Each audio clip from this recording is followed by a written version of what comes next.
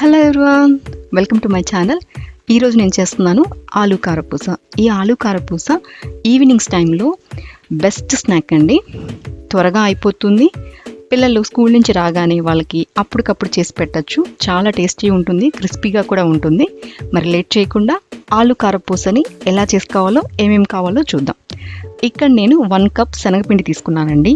అలాగే ఉడకపెట్టుకొని తురుముకున్న పొటాటో, అలాగే బటరు, బియ్యపిండి, కారపొడి, ఉప్పు, చాట్ మసాలా ఆప్షనల్ అండి, వద్దు అనుకుంటే తీసేయచ్చు.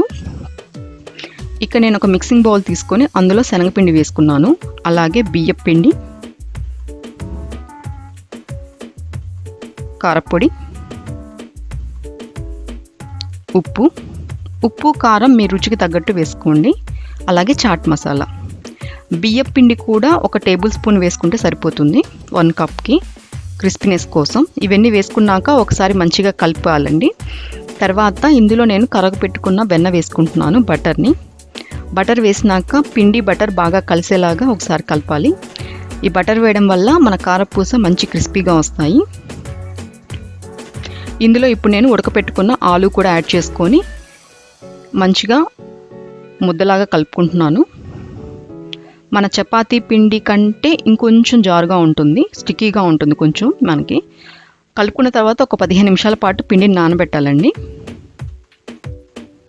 15 నిమిషాల తర్వాత మన పిండి చూసారు కదా, కొంచెం స్టిక్కీగానే ఉంటుంది, కొంచెం అంటుకుంటూ ఉంటుంది బాగా ఆలు వేయడం వల్ల.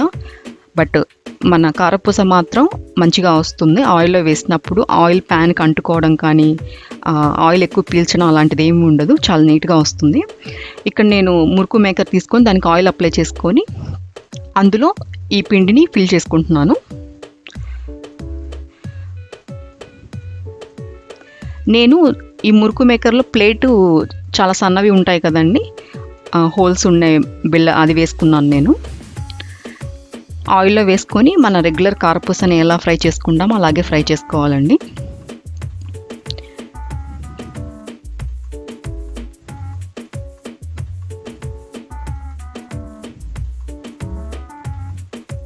ఇందులో ఆలు వేయడం వల్ల కారపూస ఒక డిఫరెంట్ టేస్ట్ ఉంటుంది, చాలా బాగుంటుంది. ఎప్పుడు రెగ్యులర్ కారపూసలు కాకుండా ఇలా కూడా అప్పుడప్పుడు చేసి పెట్టండి, పిల్లలకి బాగా నచ్చుతుంది.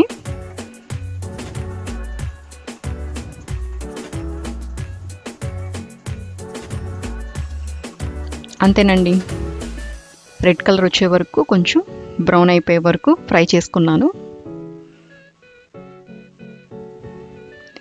మీకు కూడా ఈ రెసిపీ నచ్చినట్లయితే తప్పకుండా ట్రై చేయండి. అంతేనండి, నా కారపూసలు అన్నీ ఇక్కడ రెడీ అయిపోయాయి. ఈ వీడియో మీకు నచ్చినట్లయితే లైక్ చేయండి, షేర్ చేయండి. ఇంకా ఎవరైనా నా ఛానల్ని సబ్స్క్రైబ్ చేసుకోకపోతే ప్లీజ్ నా ఛానల్ని సబ్స్క్రైబ్ చేసుకోండి. Thanks for watching. బాయ్.